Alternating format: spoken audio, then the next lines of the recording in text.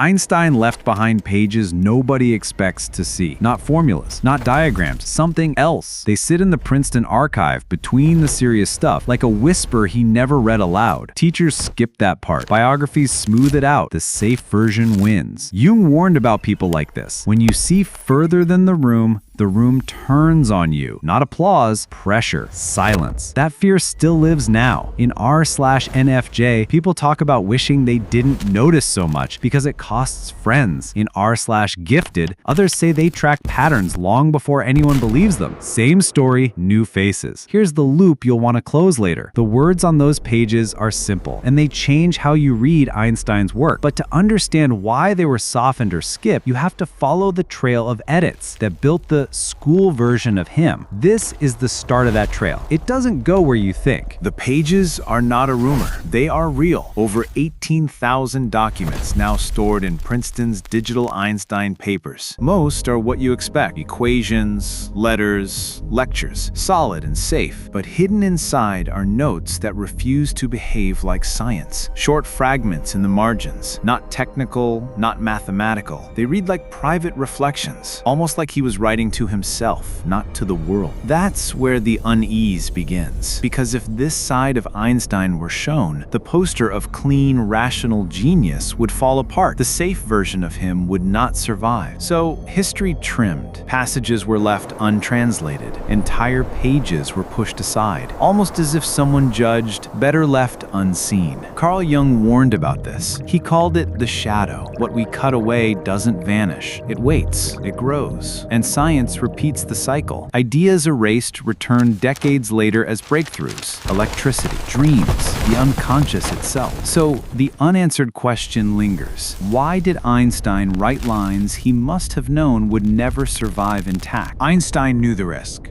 Those notes could tear down the safe image that carried his name through history. Yet he still wrote them. For him, removing mystery from science meant stripping out its soul. Equations explain the how, but never the why. The fragments he left behind point to that deeper drive. History tried to erase it, not because it lacked value, but because it carried too much. A version of Einstein, too human, too strange, was quietly buried. Carl Jung called this move the shadow. Truths the world refuses are sealed away, only to grow stronger in the dark. And the more they are denied, the harder they strike when they return. We've seen it before. Electricity once looked like sorcery. The unconscious once looked like fantasy. Both are now daily language. Einstein's hidden words fit that same cycle. What the world trims today often becomes the foundation of tomorrow. The danger of trimming truth is never the silence that follows. It's the eruption that comes later. Carl Jung warned that the shadow, once ignored, doesn't fade. It gathers weight. It returns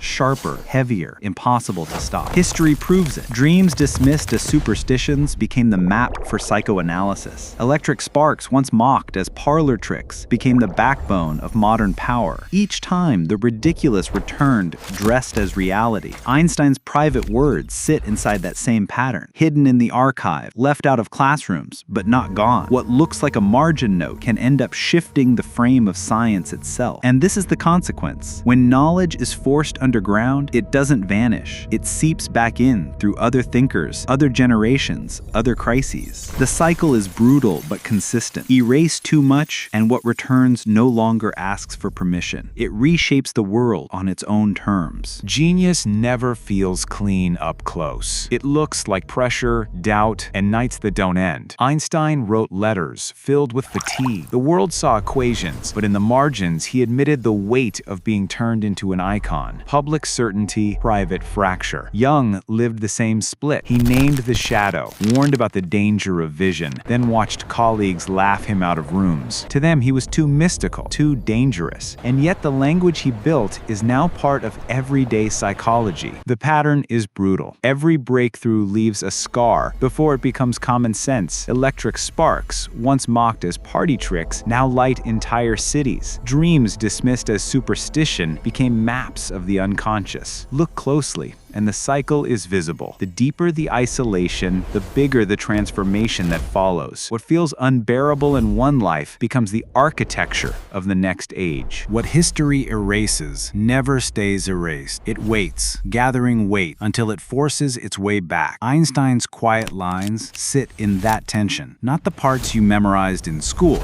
but the fragments that show a man wrestling with mystery. Pages too sharp to fit the poster, too alive to stay buried. Jung saw this rhythm everywhere. Vision punished, truth denied. Then, decades later, the same vision returns, disguised as progress. Every age repeats the cycle. Electricity, spaceflight, the unconscious, all once ridiculed, all now foundations. The lesson is brutal but simple. The cost of seeing too much is isolation, and the reward is transformation no one can predict. That is why these fragments matter. They're not footnotes. They're proof that the bizarre and the broken often carry tomorrow's shape. And it leaves one thing clear. The very words cut out of Einstein's story are the ones still shaping ours. The story you were taught was the safe half. The erased half never died. It slipped back, hidden in margins, waiting for its turn. And that turn is now.